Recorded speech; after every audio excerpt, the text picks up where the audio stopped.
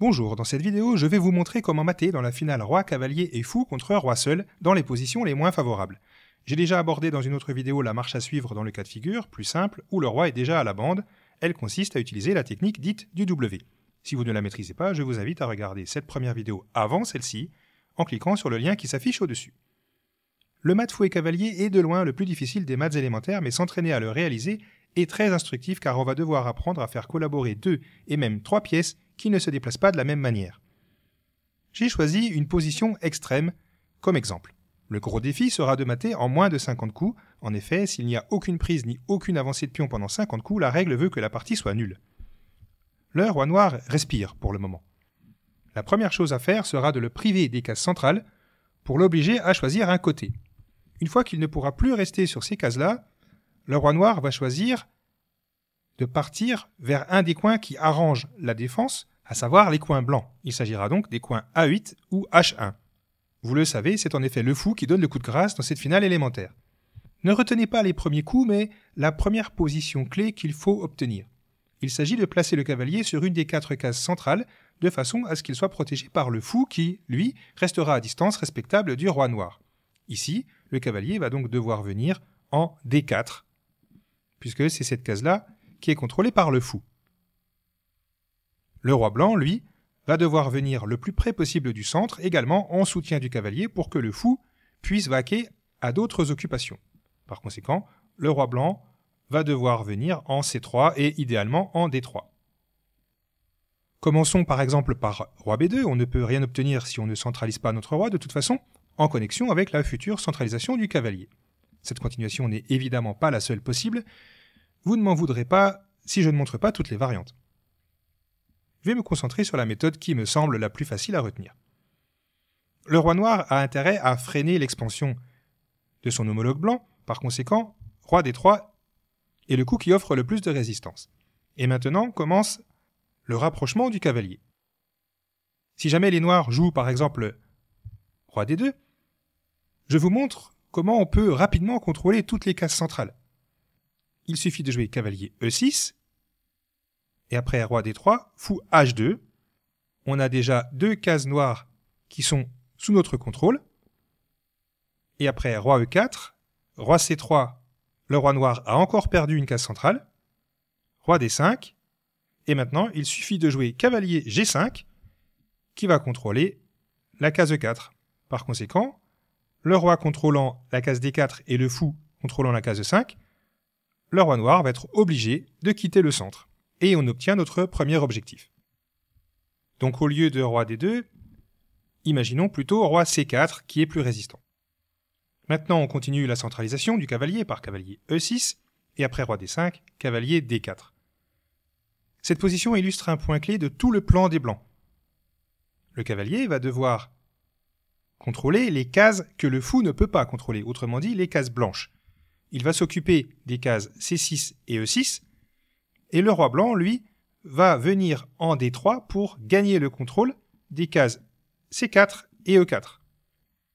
Une fois que le roi blanc sera en D3, le cavalier sera bien protégé, par conséquent, le fou pourra venir en H2 pour contrôler la case 5 et la case D6. Vous le voyez, il s'agit de construire des barrières invisibles autour du roi noir pour le refouler progressivement. C'est en ça que cette finale est vraiment instructive. Parce que penser en termes de barrières est une technique fondamentale au niveau de la stratégie et au niveau des finales. Maintenant, bien sûr, le roi noir a intérêt à venir en C4 pour freiner l'avancée du roi blanc, mais cela ne fait que retarder l'échéance. Parce qu'après roi C2, les noirs sont obligés de reculer de toute façon. Donc, par exemple, le roi B4, le roi noir s'éloigne du centre, mais pour le moment, ce n'est pas bien grave puisqu'il peut y revenir assez facilement. Le plus important, c'est que les blancs viennent de gagner la case D3 pour leur roi, et après roi D3, le cavalier est bien protégé, ce qui veut dire que ce fou va pouvoir vaquer à d'autres occupations et à d'autres missions. Après roi C5, il peut venir en H2 pour compléter la barrière que commençaient à former le cavalier et le roi. On peut visualiser cette barrière maintenant. Il ne reste plus qu'une case centrale au roi noir, et évidemment il ne va pas pouvoir y rester très longtemps. Parce qu'après roi D5, il suffit de bouger le cavalier pour le forcer à s'en aller. Le plus précis, c'est cavalier B3, qui prend la case C5. Donc, on a le contrôle de toutes ces cases noires, combiné évidemment au contrôle de ces cases-là. Le roi noir va donc devoir choisir entre la case E6 et la case C6. Vous l'aurez compris, il a intérêt à se rapprocher du coin en A8. Par conséquent, c'est roi C6 qui offre le plus de résistance. Mais maintenant, il suffit de rapprocher notre roi, tout simplement, et on commence tout doucement à refouler le roi noir vers la bande. Je vais analyser ici deux possibilités qui me semblent toutes deux importantes pour illustrer les techniques de gain, roi B6 et roi D7. On va commencer par roi D7. Le premier coup est évident, c'est roi D5. On veut limiter le roi noir et le priver de cases blanches, étant donné que le fou, lui, s'occupe des cases noires. On contrôle ces cases-là. Après roi E7, le cavalier se rapproche et contrôle une nouvelle case blanche, la case D7. On commence à voir où veut aller le roi noir après roi F6. Il veut se diriger vers la case H1. Il faut donc l'en empêcher, et en particulier l'empêcher de passer par là. On doit donc jouer roi E4. Encore une fois, les cases blanches. Si on pense que le roi doit contrôler les cases qui ne sont pas contrôlées par le fou, alors on trouve plus facilement comment jouer notre roi. Si le roi veut quand même atteindre le coin H1, il doit passer par G5. Mais après roi F3, il ne peut pas aller plus loin. En effet, s'il va à H4, il est directement sur la bande et on retombe tout de suite dans la technique du W avec cavalier E4. Je ne vais pas tout vous remontrer ici, je réexpliquerai à la fin de la vidéo comment on finit à partir de là. Ça veut dire qu'après roi F3, le roi, au lieu de jouer roi H4, doit venir en F5. Il ne passe pas. Et on peut compléter la barrière en jouant fou F4. Voici cette barrière. Le roi est obligé de reculer en F6, et après roi E4, roi E7, on rétablit une barrière, mais cette fois de l'autre côté, en C7. Ce n'est pas la seule manière de gagner, mais c'est la plus rapide. On a une nouvelle barrière, et elle est très jolie. Le roi, petit à petit, va devoir se diriger vers le coin noir, celui qui l'arrange le moins. Donc retour en F6, puisque la case 6 était aussi contrôlée par le cavalier. Fou D8 échec, par exemple. La barrière se décale. Le roi doit donc aller en G6. Roi E5. Évidemment, le roi noir n'a pas intérêt à aller tout de suite à la bande. Ça faciliterait le travail des blancs. Donc roi F7.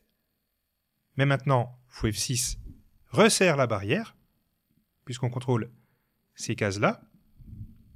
Roi G6 prolonge un petit peu le débat, mais le cavalier peut se rapprocher, et le roi, maintenant, est obligé d'aller à la bande, ce coup-ci ou au prochain coup. S'il vient en F7, il suffira de venir en F5, et le roi sera refoulé sur la dernière rangée. S'il vient en H5, il suffit de jouer roi F5, et la technique du W pourra facilement être accomplie. Donc il reste roi H7, on rapproche notre roi pour compléter le contrôle des cases blanches, encore une fois. Vous voyez que la barrière se resserre singulièrement autour du roi noir. Roi G8. Maintenant, il s'agit de faire attention aux pattes. Évidemment, on évite roi G6 parce que là, le roi n'aurait plus du tout de cases. Donc là, c'est un petit peu une barrière excessive. Après roi G8, on peut jouer par exemple cavalier G7. De toute façon, même si le roi vient en F7, il ne pourra pas y rester très longtemps. Il suffira de jouer roi G5, étant donné que le cavalier contrôle la case 6. Et à cause de cette barrière, le roi va être refoulé sur la 8e rangée, et c'est bientôt fini. Roi F8, roi G6, roi G8. Et là, c'est vraiment du gâteau pour terminer. Il suffit de jouer fou E7 pour interdire cette case-là au roi. Et après roi H8, on prépare le mat par cavalier F5. Vous le savez, le cavalier doit venir donner un échec sur la bande pour ne pas déranger le fou qui lui matera sur cette diagonale. Roi G8, et maintenant, cavalier H6 échec, roi H8 et fou F6 mat. Par rapport à la position initiale, on est quand même à un mat en 28 coups, mais on est largement en dessous des 50 coups. Revenons à roi C4, et au lieu de roi D7, voyons ce qui pourrait se passer sur roi B6. Ici encore, le cavalier a son rôle à jouer.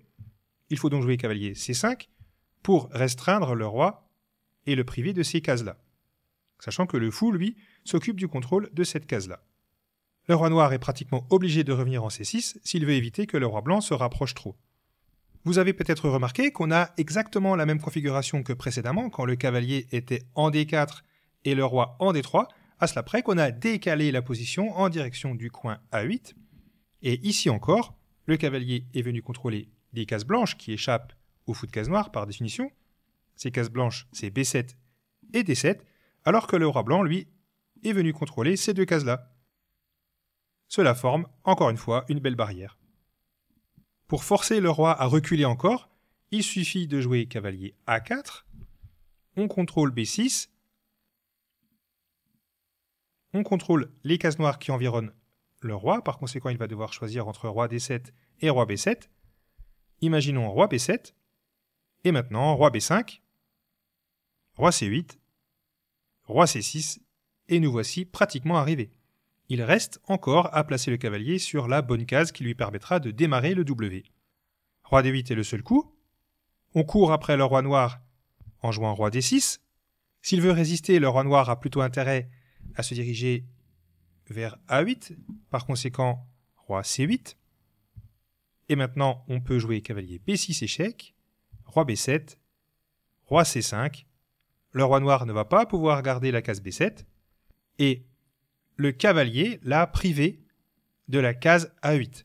Ça, c'est vraiment important si on veut commencer la manœuvre du W dans de bonnes conditions. On peut continuer par roi A6, et maintenant, on joue roi C6. Et on obtient la position de départ du W avec un cavalier bien placé. La manœuvre du W va bientôt pouvoir commencer. Le cavalier va se diriger tout doucement vers la case G7 en repoussant le roi noir vers le coin, et évidemment, il sera accompagné par le roi blanc, qui lui va coulisser pour accompagner le cavalier. Le fou, lui, aura son rôle à jouer, et ça, je l'ai déjà expliqué dans l'autre vidéo. Donc, je vais montrer rapidement comment ça peut se terminer à partir de là. Après roi A5, il faut venir contrôler la case B4 avec le fou pour obliger le roi à revenir. Et maintenant, on va empêcher le roi de revenir en A7 en jouant fou B8. Le roi est forcé de revenir du mauvais côté. Roi A5, vous le savez, le roi blanc doit rester ici parce que s'il vient là tout de suite, alors le roi repart et il pourra avoir accès à la case B7. Mais on peut jouer cavalier D5 sans avoir peur que le roi noir se sauve. S'il vient en A6, il suffit de jouer cavalier B4 échec, et après roi A5, roi C5, roi A4 forcé, roi C4. Si le roi noir essaye de remonter par roi A5, il y a fou C7 échec, roi A4, et le W continue. Roi A3. Maintenant, il faut faire un coup d'attente avec le fou. C'est souvent ça qu'on oublie dans cette finale. Donc, fou D8 par exemple, il s'agit de bien surveiller cette case-là quand même. Le roi revient en A4 pour échapper à l'échafaud le plus longtemps possible. C'est la fin du W pour le cavalier. Roi A3. Roi C3, on vient protéger le cavalier. Et après roi A2, on prend l'opposition. Le roi peut bien essayer de remonter, il va être chassé par le fou. La case A4 est inaccessible, la case B4 aussi. Donc roi A2 forcé. Et maintenant, on prépare le mat par cavalier D3. Il ne faut pas déranger cette diagonale-là, puisque c'est là que le fou va donner échec et mat. Et après, roi A1, attention aux pattes, on ne joue évidemment pas cavalier C1, ça serait patte, mais on fait un coup d'attente. Et pour ça, évidemment, c'est le fou qu'on doit utiliser, parce que une des propriétés du fou, c'est de pouvoir faire des coups d'attente, justement. On va jouer un coup d'attente qui va évidemment continuer à contrôler cette case. Donc, fou F8, et après, roi A2, le mat arrive, cavalier C1 échec, roi A1 et fou G7 mat. Alors pour finir, je vais revenir sur un point qu'il faut absolument maîtriser si on veut réussir la technique du W. En effet, après cavalier D5, le roi n'est pas obligé de monter en A6, il peut aussi descendre en A4, et on a l'impression qu'il est en train de se sauver. Dans ce cas-là, il faut continuer la technique du W comme si de rien n'était. Pour ça, le cavalier doit avoir accès à cette case, donc on est obligé de jouer roi C5. De toute façon, il faut aussi rapprocher le roi. L'idée, c'est qu'après roi B3, cavalier B4 arrive in extremis pour priver le roi de cette case. Et s'il essaye de s'échapper en passant par C3, alors on va jouer fou F4, c'est vraiment le coup clé, et la barrière est reconstituée. Le roi ne peut plus passer de ce côté-là, et ne peut plus par conséquent se diriger vers cette case-là. Il est obligé de jouer roi B3, pour empêcher le roi blanc quand même de se rapprocher, et on resserre l'étau par fou E5. On a déjà vu ça précédemment. Le roi est obligé de retourner à la bande. Roi A4, et maintenant roi C4. On a réussi à revenir à la position la plus simple du W. Roi A5, pour remonter du côté du coin blanc, fou C7 refoule le roi, roi A4, cavalier D3 continue le W, roi A3. Un petit coup d'attente, c'est très important. Le roi doit rester en C4 et le cavalier n'est pas prêt à venir en B2. Par conséquent, c'est le fou qui doit jouer et il doit jouer tout en contrôlant cette case-là pour éviter que le roi ne remonte, évidemment. Donc, fou B6 par exemple, roi A4 et maintenant on termine le W avec le cavalier. Le roi est obligé de venir roi A3, roi C3, roi A2, roi C2, roi A3 pour prolonger un petit peu le débat, mais fou C5 échec, force roi A2. Et le mat n'est pas loin, cavalier D3, roi A1. Le coup d'attente essentiel, sinon cavalier C1 ferait patte, encore une fois. Donc fou B4, par exemple. Roi A2, cavalier C1 échec, suivi du mat. Donc voilà, ça sera tout pour cette vidéo, sachant que cette ligne-là a pris 36 coups pour arriver au mat. Ça semble impressionnant, mais on est encore en dessous des 50 coups, on a même un petit peu de marge.